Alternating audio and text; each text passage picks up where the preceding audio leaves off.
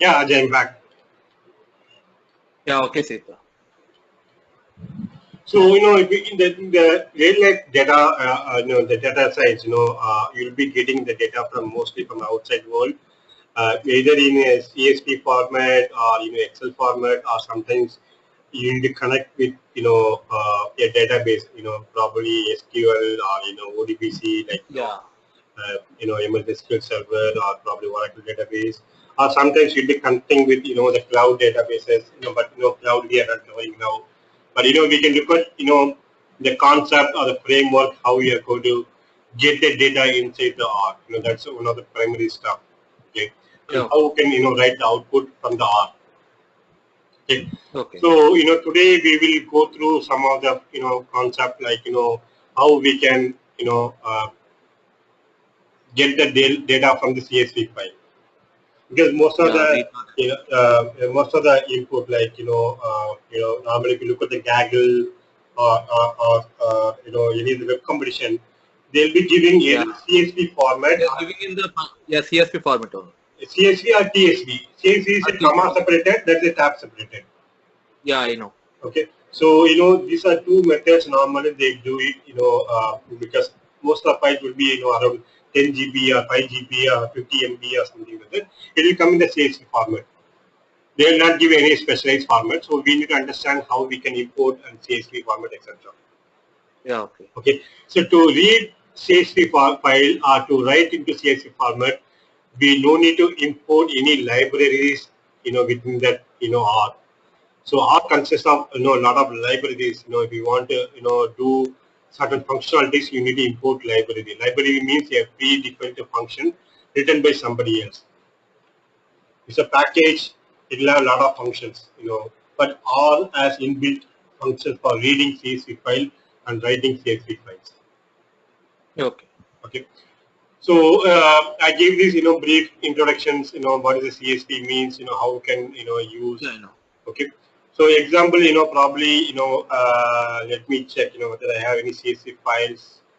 Yeah, so I have this foo.csv or example.csv within the folder. Okay. So before doing anything, I need to set always my, working folders, correct? So I'm going to Yeah, go to setting working directories, choose the directories. I'm going to, equivalent.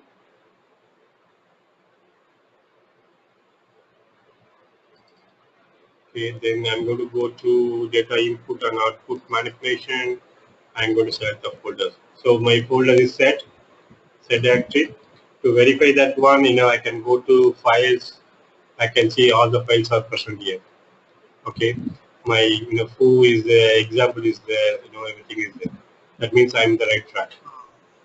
for Yeah, Mac, this is different, right? Mac will be different. Yeah, Mac, I know, but Because Mac, I'm using. you're using Mac. Yeah, Okay. So Mac, the set working directory also will be command will be the different, but how that the yeah, interface will look like is different. yeah, yeah, So command execute will be like getting in a setting work directory, getting the work directory will be the same. yeah, You give the return, but this the interface of R will be different because the package is different. How the files plot packages will be executed will be the totally different. yeah. So I didn't use Mac. Probably you can show me the Mac. No, no, no. Actually, when I'm trying to set my working directory, I face this problem. So I Okay. Google it and I got that actually there only one root from the root file we not able we don't no need to like categorize the D folder or C folder like that. So we Okay. can give the from the root. Okay. Okay. I didn't know that you are using Mac. Okay. Okay. No worries. Yeah, Okay. So that means currently I set the directories, and the directories yeah, has a lot of CSV file. Example foo, and yeah, only super CSV file is there. Let me see how we can you know get the data inside the R. So normally to get the data into this R, we are going to use the read.csv file. Okay. yeah. Okay. So I'm going to put a variable called x. You know or example, I can say EX. So normally R gives a lot of help. So when I put read, it will give a lot of the read command. So I can use read CSV, CSV2, delimited. Here I can specify what is the delimited. So for tab delimited, I can use this function delimited. I can define the command called separator. How is separated? I can define tab. So any other special characters like dollar symbol or something, you can define how that the columns are separated. Yeah. Okay. Okay. The header is true means that means the row the first row is a header column. If you are saying false, that means the particular file doesn't have any headers. It will start from the rows. You're getting it? Yeah. Okay. Got it. Okay. So normally we will use mostly these three parameters, file, header, and what is the separators. So here I'm going to use read comma CSV file. Okay. Before that, let me open and show the CSV file.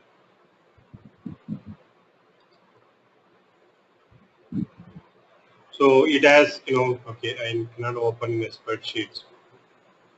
Let me open with Notepad.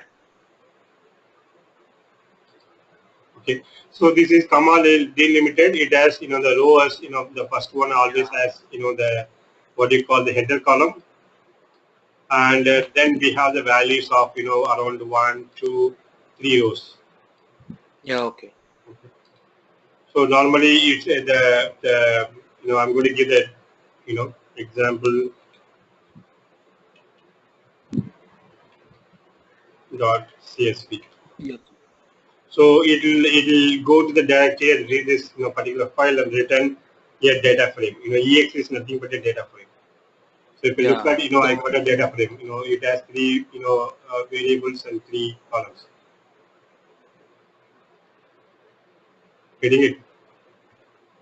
So it will whenever you enter the EX, then it will Yes. give the data. Yes, it will return the data. The name, object, or your name, order, date. Yeah. So it will give this 3 variable. I can pass on a lot of the data frame functions like summary of EX. So it will return the various levels. How many Charlies are there? Like only one. How many Johns are there? How many Matilda are there? Since order is a numeric number, it will return minimum order, maximum order. What is the median? What is the mode? What is first quartile? First quartile nothing but 25th percentage. Third quartile nothing but 75th percentage. And grade also will give the levels. Dates are levels. How many dates are present in the level? Sita, what is meant by first quarter and third quarter? Actually, I know what is the meaning, but where can we use this? Okay. First quarter and third quarter. Okay. See, normally, what is how you calculate first quarter. Suppose you have the number, okay, age, age normally start 0 to 100, correct? Okay. So if you look at first quarter, it will be up to the age of 25.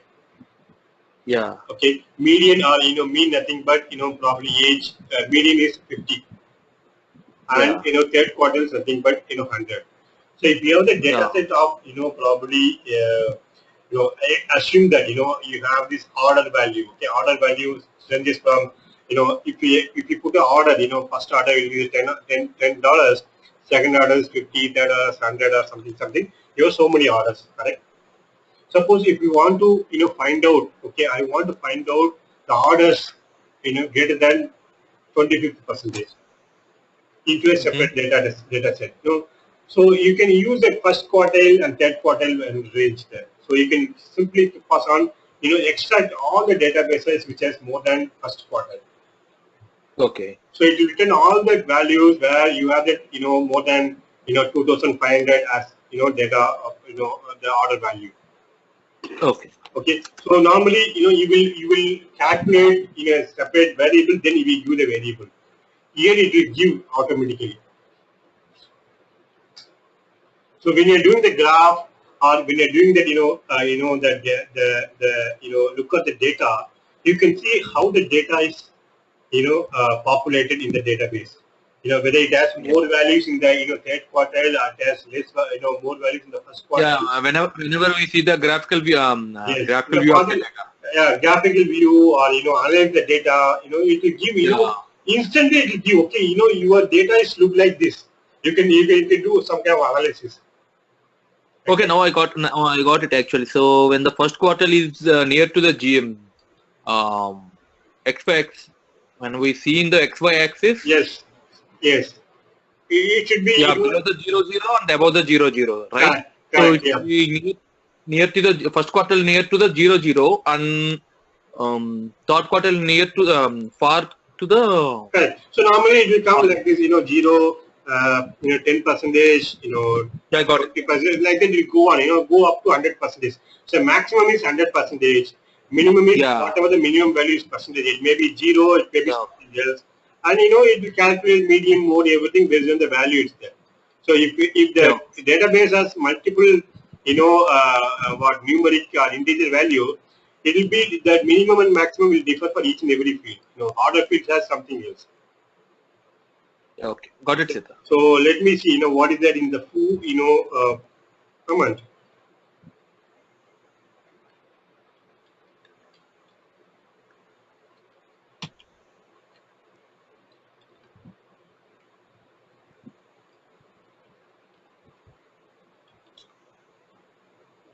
See, foo also again same, I guess. What in the foo should be? Let me check what is the foo value. It will be the same, I guess. It will be the same. So we can use the empty cost. Like, I can use empty cost. Like, empty cost we have, correct?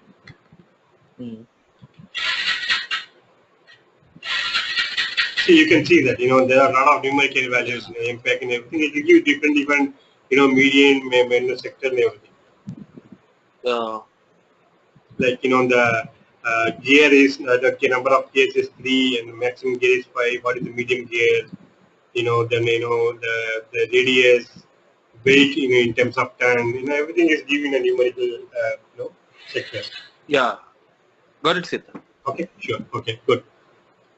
So, like, after you, reading, any numerical vector, if you want to understand the structure of any data set, normally, you can use the function called structure, then it will give, we have this is a data frame that, it has 3 observation and 3 variables. And it has, the 3 variables names are like, name, order, and data. So normally it gives the structure of the particular data frame. So name is a factor variable. Factor nothing but like the different levels. It will consider the names as a factor. Charlie has 1, John has 1, and something. Normally it will consider the string variable as factor. Which is basically a wrong. And order it's showing as integer. So you can look at what type of the data type the particular data field has. Similarly, date field has the factor variable. So you can have different factors on the date level. So this data type and will be useful when we are going to do a lot of string manipulation or data manipulation, or when we are going to do the data science. So we'll be converting into the different data types when you are going to do data science, because definitely date should be a date format, name should be a string format, not a factor format. So we'll be seeing how we can convert factors into a different type data types.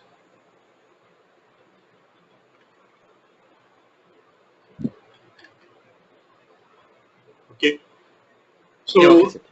So similarly, we can apply all the data, the data frame concept we have seen in the previous class, correct? The header of data frame, head and tail, everything will be this. Yes, correct. So similarly, we can, different type of input, we can use that, the data table. Data table means, it will written in a table format. It's not a data frame. So now I can use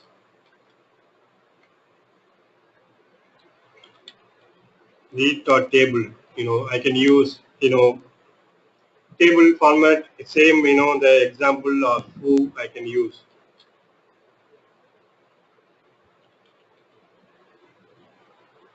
So when you are defining that, foo format, it will return as two different vectors. So I can see what is the D1. Sorry.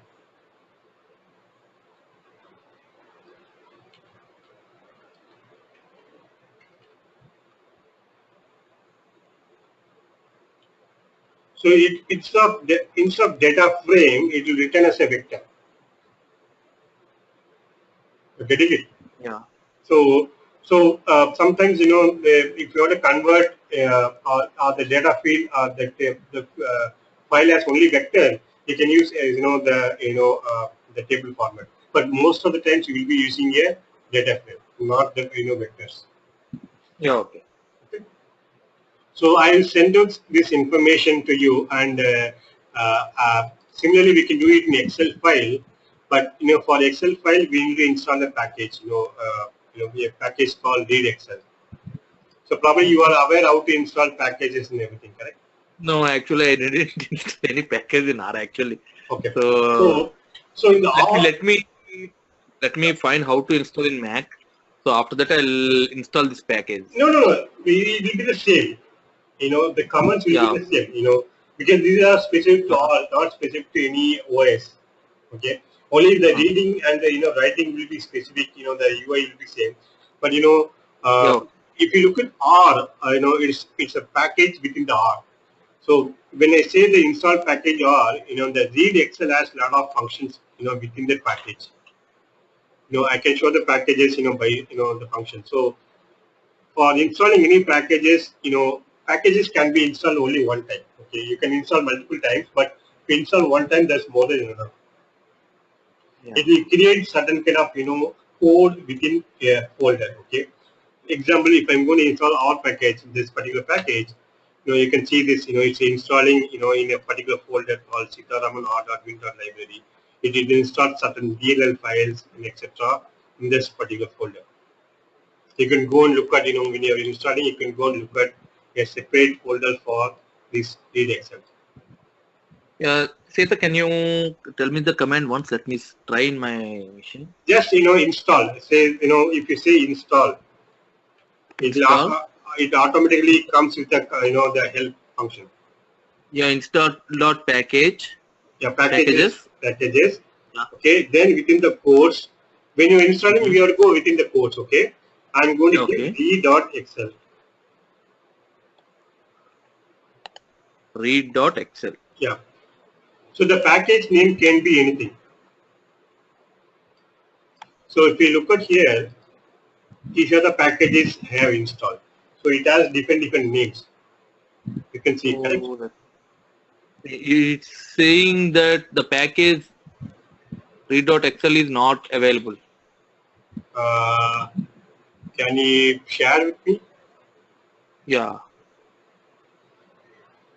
Probably Mac. Read Excel. Yeah. Let me do it.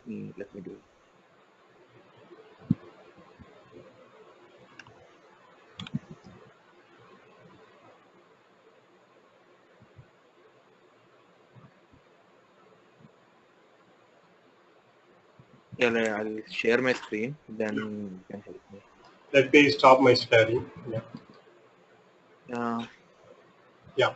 Let me make you as presenter. Yeah, okay. Yeah, you are the presenter now.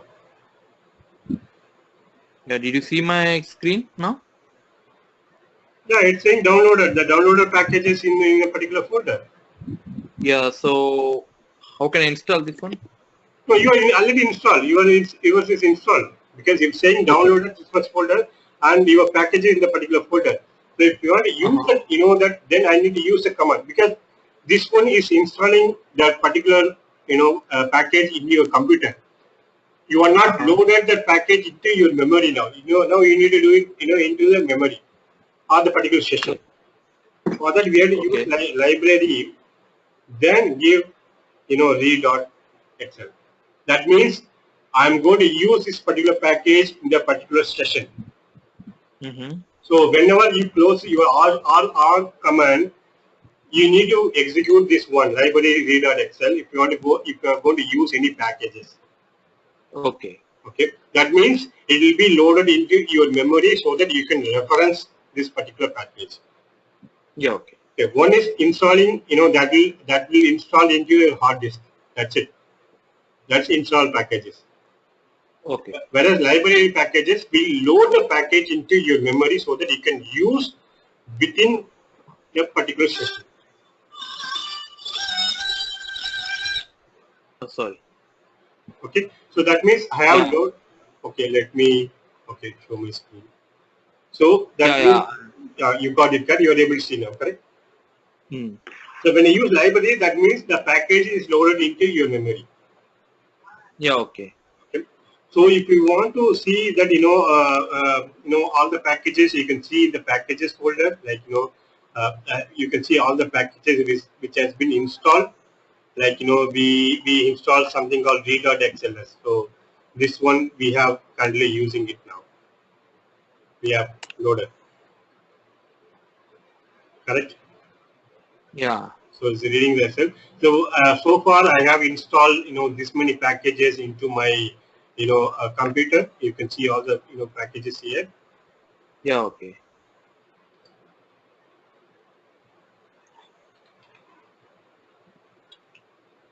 So if you want to see all the packages installed, rather Yeah. than Yeah. one here, you can see this one. So it will give all the packages has been installed in your computer. It will return the output. So I can use the function called, one is install package, that will install the package. But if you want to see all the packages which has been installed, then you can see just install that packages. You can see the difference.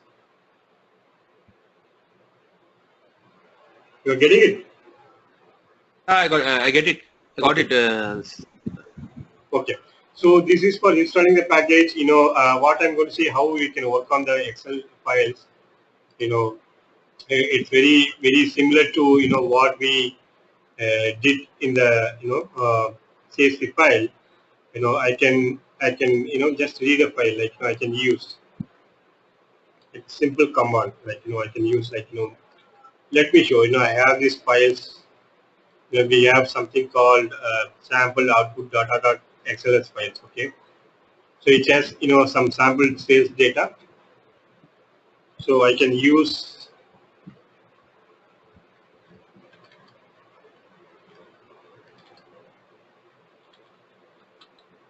df command, then read dot underscore Excel. Okay, this is a command I'm going to execute. So similarly, I can use Excel, HTML, XML, any file format I can read. But Yeah. if you want to read HTML and XML, you need to know how we can extract those elements, because I know HTML has different format, like it has the open and Yeah. close. Source bin like that. Yeah. It Yeah, has the binary files on the.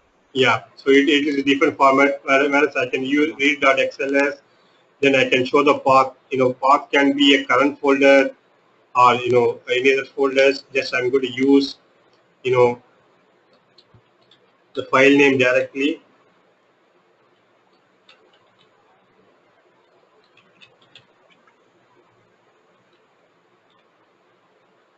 And within the XLS, I can have many sheets, correct? Sheet 1, Yeah. sheet 2, sheet 3, I will have different names. So I can use, you know, each and every sheet will be acted as a, one data frame. You need to remember that. Yeah. So if you have 10 sheets, then you need to, define which sheet you are going to read. Okay. So I can easily refer, that it has the data. So it has the data about particular sales. It has three fields, postcode, sales representative year, value, and everything. And once it's a data frame, yeah. It will combine the both data, both Excel sheets into one data frame, right? No. So each and every sheet I need to give you sheet two. Then I need to give sheet two and data frame two. Oh. Okay. Then after that, if both has common value, here also you have order ID, there also you have order ID, then I can combine both into one data set. Yeah. Okay. Okay. Got it. So currently, I'm going to read just one sheet because each and every sheet will be read as separate data frame. Yeah. Currently, Okay. I don't have any data sheet 2, so I'm not doing anything. So once the DF is there, I can apply all the normal data frame commands like read.excel. Okay.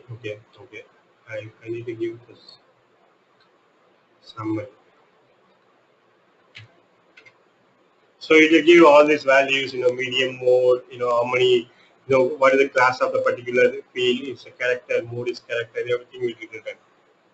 So this is a similar way how we can read CSV file and the Excel files.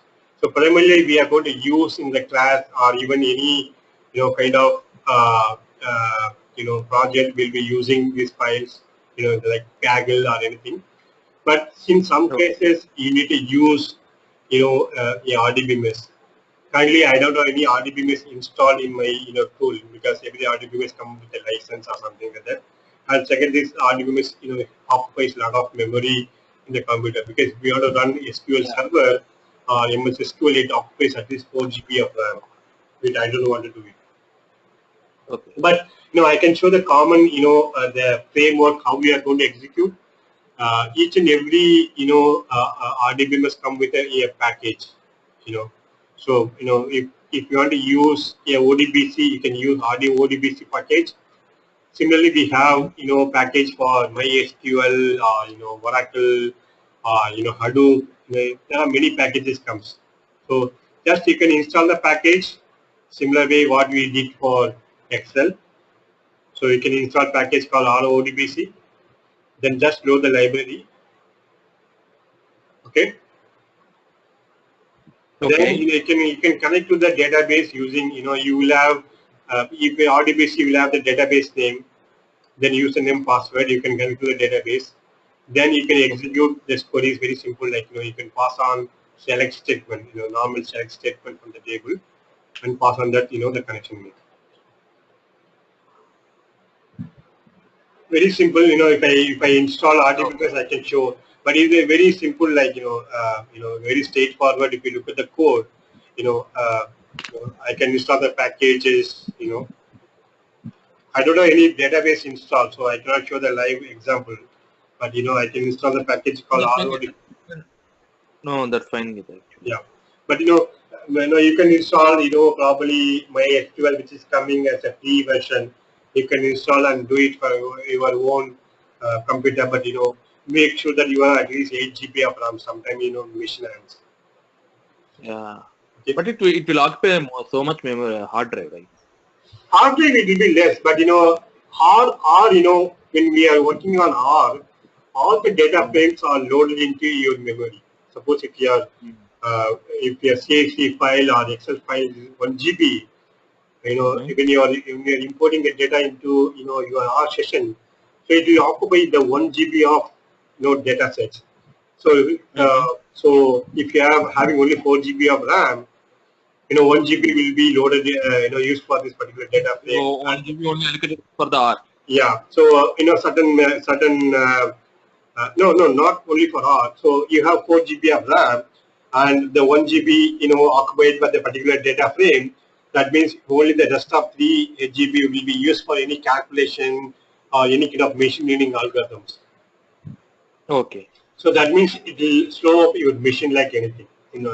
If the more data frame you're going to load, the RAM will be occupied for the data frame. And if you are loading 8 GB of data and you are going to execute any machine learning algorithms, it will not execute because entire memory is occupied by the data frame. That's it. Okay. Okay. So you need to be more careful when when you are going to download and execute a lot of data frames. If you look at the Gaggle or something, they use a lot of pictures, a lot of audio files for machine learning. That time it is very difficult because each and every the pictures occupy at least 1.5 megapixel. If you have 1 lakh megapixel, it will occupy entire.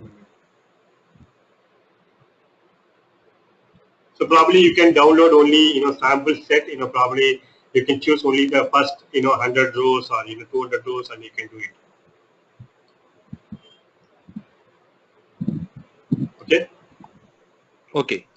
Similarly, we can try to extract the information from even any kind of URL or HTML file, which is from the web. We can use a package called Harvest. I'm going to give the example of Harvest. So similarly, I need to install a package called Harvest. It's mainly for web scratch bin. So I'm installing the package. Okay, it has to install a lot of dependency. So let me check if there is install. I think I have some net problem. It's not able to install. Let me check.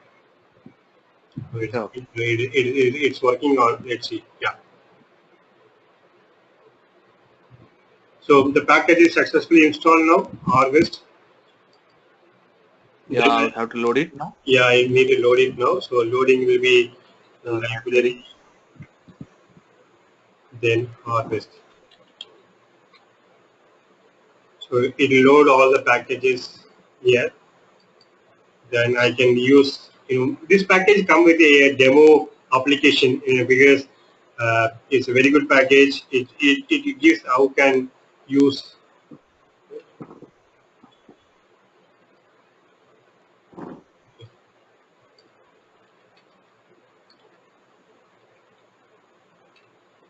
So this package come with a pre-built demo version. Like I can extract some bit of information from the TripAdvisor, the URL.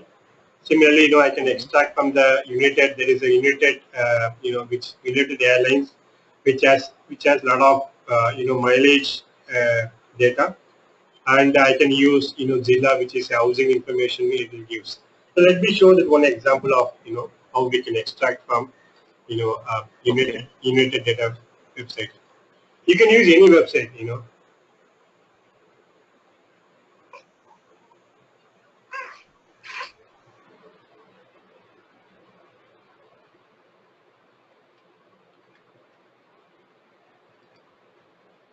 So when I'm going to use demo, if you want to understand any of the functionality what it's going to give, I can just give demo, then open browser it will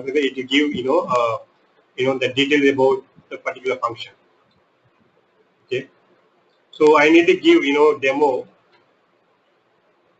packages are west, and topic is nothing but United.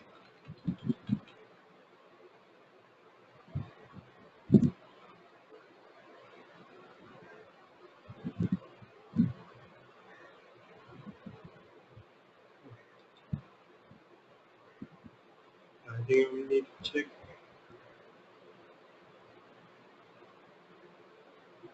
Okay. I'm not sure, I'm not loaded all the files. Probably I'll check TripAdvisor.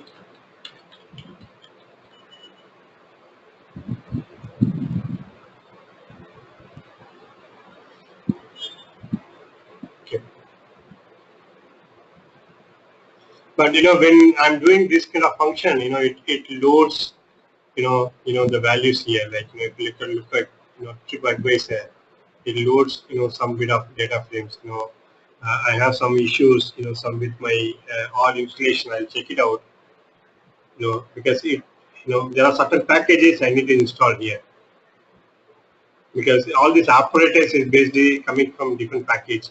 I can show the demo of this particular package tomorrow, but Yeah, okay, sir. okay. But I can execute this function directly. This is one of the classic example. I'm going to read from a particular HTML.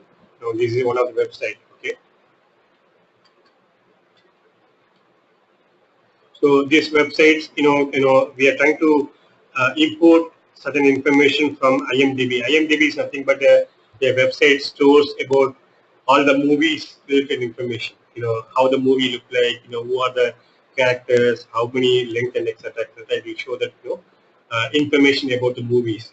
Okay, so the title is nothing but movie title, and the tt.4.1.2 is nothing but a movie called Lego Movie.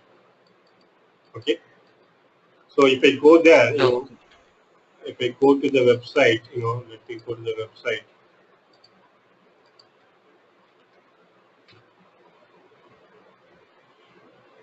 Sorry.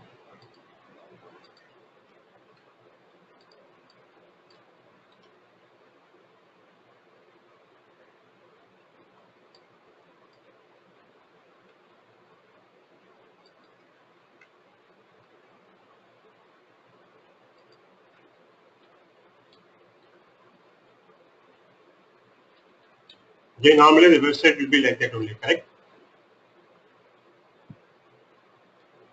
So when I click here, it will go to a website called, Lego Movie, correct? Yeah. You are able to see, correct? So this particular Yeah. Yeah. website is talks about Lego Movie, which is released on 2014. So in the R, I want to extract the information about the movie, like who are the directors, stars, etc., etc. Correct? Because each and every website, it's a different, correct? Because it's all depends on Yeah. the HTML file and CSS format. Okay, so I'm going to give an example. Okay, here I'm going to, go to Lego Movie. I'm going to extract the information. Okay, so it stores some information about the Lego Movie. Okay. Now I need to, Yeah. I'm going to extract the information about Lego Movie. What are things, who are the directors, etc., etc. I can find out from here, like, So here I'm going to find out who are the title cast. Okay. So this is Lego Movie is my data frame, correct? Yeah. Okay. So let me copy and paste here. See, already here in this previous command, I have loaded a data frame from the HTML. So can you show me the Lego movie? Like what are the data? I want to see how the data is stored in the Lego movie. Okay. So if we go to Lego Movie, say I have only these three nodes. It's a HTML format, correct? So HTML Yeah. format will not have any direct information, correct? Uh-huh. Because HTML will have node, and what is Dacmon expression, etc., etc. Correct? It have starting with HTML. It has some, what you call branches, correct? Various branches will be there.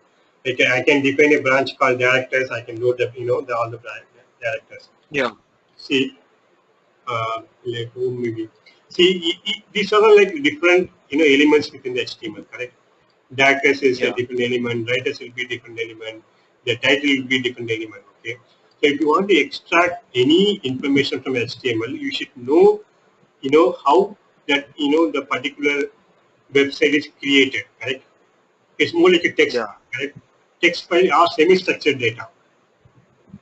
You should know, how the stars are defined, like, which branch the star is stored, which branch the lattice is stored. You should know all the information.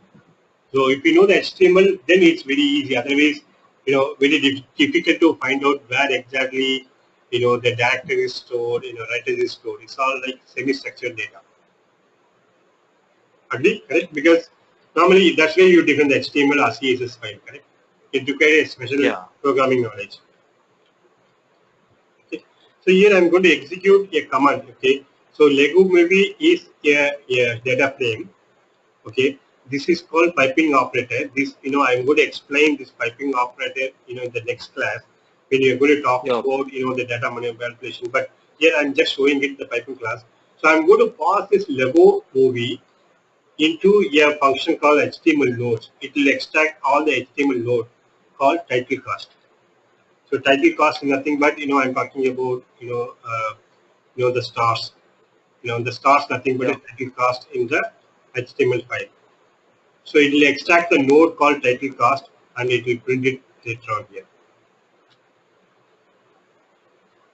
You got it?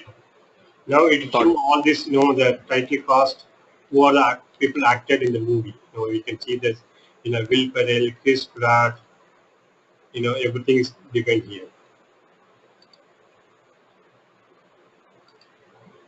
It will come from there.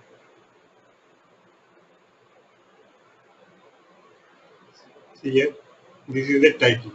This is the, information I want to extract. So this is the HTML node.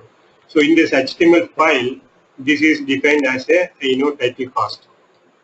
So in that, I'm reading this HTML file. I'm going to this particular header or probably division. I'm extracting all this information. Who is that actor, Phil Cross, Elizabeth Banks, etc., etc. I'm bringing into a data frame. So I can define this as a data frame. All actors.